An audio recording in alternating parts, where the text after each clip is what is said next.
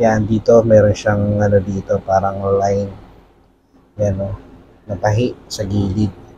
Okay? So yan, buksan natin. What's up mga kadol? Welcome kayo sa panibago kong vlog. Alright, so ang topic natin today, yung barber box ko. Okay, so papakita ko sa inyo and then sabihin ko rin kung saan ko siya nabili. Alright, so medyo review natin, no? Para sa mga naghahanap dyan ng barber box, magkaroon kayo ng idea.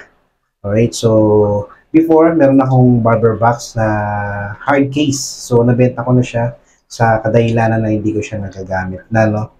Alright, so yan. Nagawan ko pa siya ng video before, na-unbox ko siya. Then, maraming beses ko naman di siya nagamit, no?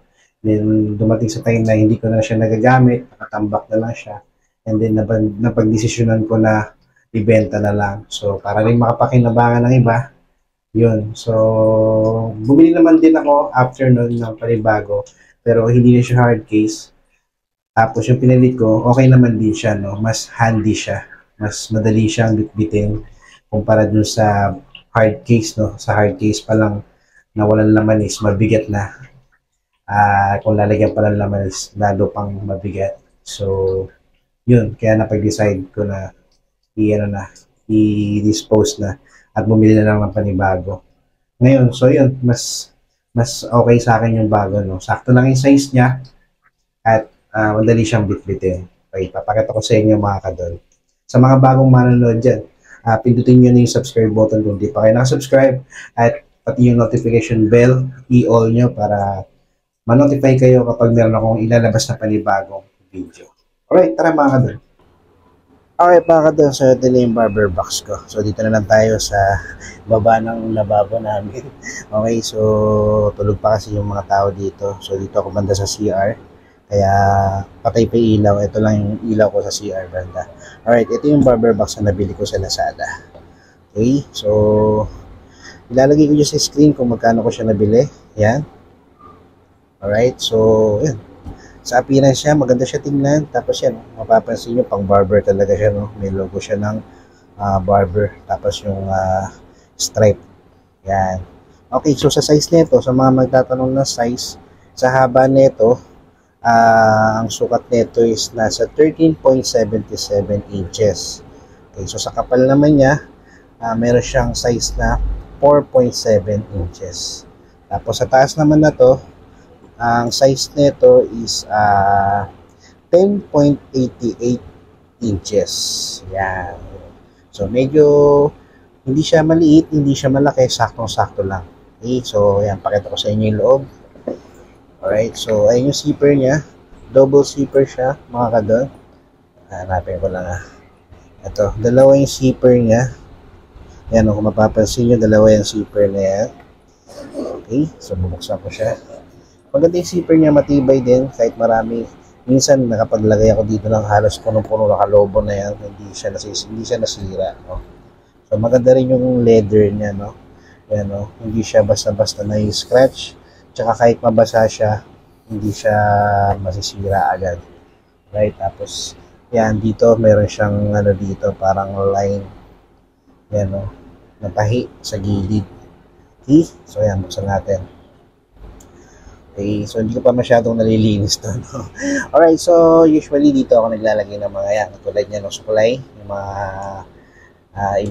iba't ibang size ng cutting comb ko. Yan, diyan ko nilalagay. Pati yung paintbrush ko na dito rin. Itong paintbrush na to, matagal na sa akin to, mura ka lang mabili yan. So yan, sa mga naghahanap na ganito, meron din dyan sa Lazada or sa Shopee. Tapos ito yung ginagamit kong razor, labaha. Ayan. Na-remove yung ano niya, no, yung blade niya. Okay, so ito naman, balik ko lang. Okay, so dito naman banda, mapapansin nyo meron siyang pad dito na connected siya dyan, no, na divider. Alright, so dito naman nakalagay yung mga scissor. Okay, so may mga scissor pa ako na nakatabi. Ito kasi yung mga bago kong scissor na nabili.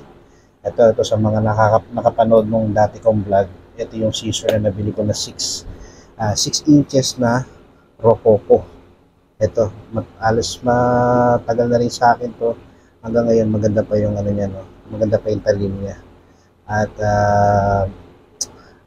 ganda ng pakinabang sa akin na ito. Okay? So, pag nagma-manual cutting, maganda siya. Yan. So, balik ko lang. Ganyan lang. Meron siyang ano dito. Meron siyang lock. Kaya kung makikita nyo, meron siyang lock dyan. Kaya hindi siya basta-basta mahuhulog. Okay? Mapoprotektahan pa rin yung gunting nyo. Yan. Tapos ito yung bago kong nabiling gunting. Pakita ko na rin sa inyo. Pati yung tining. Ano to? Tawag dito. Set siya nung nabili ko. Ayan. Ito yung scissor. Ang brand name nito is, teka, check ko lang nakalimutan ko na. Jaguar. Yan. Jaguar. Nakalimutan ko na kung magkano bili ko dito. So, lagay ko lang yung sa screen, sa search ko sa history ng ano ko, ng pinagkuwanan ko, no. Sa Lazada lang din yata ito nakuha. So, ito yung tining. Maganda yung tining niya. Malapad. Yan. Partner siya, no. Yan, makamukha siya. Okay, so sa quality naman ng gupit nito, okay din para sa akin, no.